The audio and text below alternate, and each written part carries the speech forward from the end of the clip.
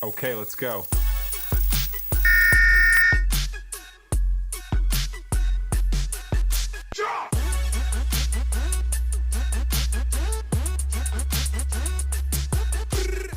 Will Senua finally find peace after all that she's been through?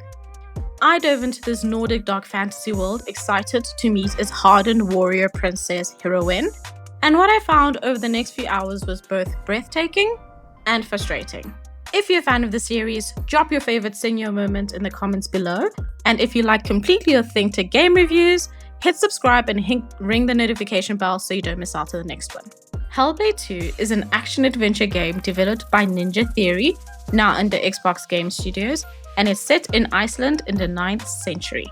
It's a sequel to 2017's Hellblade's Senua's Sacrifice, and don't worry if you haven't played the first game, the opening sequence is literally a narrated recap of the first game and Senua's tragic quest, and sets the stage for this new chapter. But if you want me to play the first game and review it for you, let me know in the comments down below. Coming in blind and there are no spoilers ahead, I felt well orientated almost instantly, never feeling lost or confused even without playing the first game.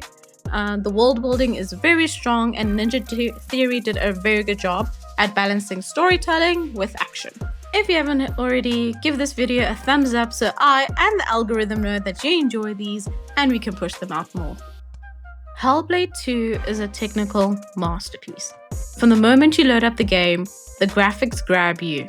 The Unreal Engine 5 powered environments are utterly jaw-dropping. I played the enhanced version for the PS5 and the environments are breathtaking, and it feels so cinematic. Senua is almost lifelike, with down-to-her facial expressions and her movements. The sound design is just as impressive. The game suggests playing using headphones, and I completely agree, as you'll hear a choir of voices whispering in each ear, following Senua's psychosis. Ninja Theory actually worked with psychiatrists and people who experience psychosis to make these voices feel authentic. And the results? Well, hear for yourself. Senua, would you give your life for these outsiders? In my darkest hour, it was an outsider who said... Listen, what's that sound? The sound of... Is it them? Are they calling us? just the caves. What does it mean? It's nothing. So cold. It's nothing. Wait.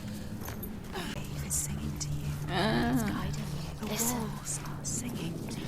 They know. Are they? Who is it? Is someone there? Okay. Who are they? Who's there? What are they? You can't. Those creatures. You can't do it. No, sir. What to do? We are protecting you. She has given away that which makes her strong. A protector. A avenger. The thing she grips tight when darkness overwhelms her. Each voice has their own personality, and the direction, tone, and volume of each voice is so deliberate, it created an unsettling and thrilling oral experience. I often found myself just tilting my head left and right as the whispers moved from ear to ear. It was an incredible experience. However, I will point out that at times the voices coupled with visuals can be very distracting and or overwhelming, and it might not be suitable for all individuals, especially those who might suffer from an anxiety disorder. Your voices. All the parts of you that are broken. You can be whole. All the grief. All the rage. All the fear. Everything I've seen. Everything I've done has led me to this place. We've come so far. Not far enough. Say it. You are ready. Tell them. I am here. Now. What if we get lost forever?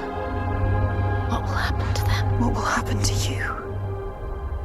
I will not let them down. She is ready. They know. I mean, am I completely wrong in fangirling over the sound design of this video game? But beyond the noises, the ambient audio brings Iceland to life, be it when you're just walking around or in combat when the soundtrack surges and the music gets intense. Everything feels meaningful when it comes to the sound design. So, in short, visually and orally, Hellblade 2 hits all the right notes. In Hellblade, you're mostly just solving simple puzzles, and there's not many of those. And you have fight sequences, but they're very simple bosses, and it's mostly one-on-one. And the rest of the time, you're just walking. You walk, you solve a puzzle, you fight, then repeat. I'm not joking when I say this feels like a walking simulator. Most of the time, I felt like a tourist with a very sharp, pointy walking stick. Combat is straightforward. Maybe a little too straightforward. Senua typically fights enemies one-on-one, so no mob fighting here. And each boss battle boils down to timing parries and light and heavy attacks. Senua has a special ability with using a mirror to shield, focus, and to shoot a beam at the enemy, and it's very overpowered. I pretty much just spammed that in every fight and breezed through. It feels satisfying at first, but after a while it kind of feels like a cheat code. The fights might look great because they're so cinematic, but it doesn't require much strategic thinking or skill. So to sum up, very easy to pick up, but also very easy to put down. You stroll through gorgeous scenery, do simple puzzles every now and then, swing your sword, repeat. No excitement to be found here, unfortunately. The story picks up almost immediately after Hellblade 1, which is nice for continuity. It's very straightforward. Rescue her people, face the Northmen's leader, and along the way, themes of trauma, guilt, and empathy come to the forefront, and you go on that journey with Senua, who is still haunted by her past, and follow her development. It's a short, kind of sweet story. I clocked in about 6 hours of gameplay, and you're in this beautiful world, meeting very interesting characters, and getting to know Senua better. She's making some progress in her story arc, and then all of a sudden, it ends. It feels more like a paragraph in Senua's life and not an entire chapter or a novel. It just feels unfinished. The side characters you'll meet all have distinct personalities and motives, often clashing with Senua's, and they have more character development and progress than Senua herself. Their inclusion elevated the dialogue and the story, which Senua's sometimes felt a bit flat. The story and the gameplay aren't bad at all. I was just left wanting more of Senua. You'll reach the end of the game in roughly 6 to 9 hours, depending on your playstyle. The full story and the game does not have any side quests or mission. It's straightforward walking through the narrative. And once you've beaten it, the only reasons to replay it would be to try a harder difficulty, or Iron Man a perma-death run, or admire the environments and the audio again. The game is built on story and narrative, and I can't find any reason to pick it up again after finishing it once. So, to summarize, Senua has a lot of strengths.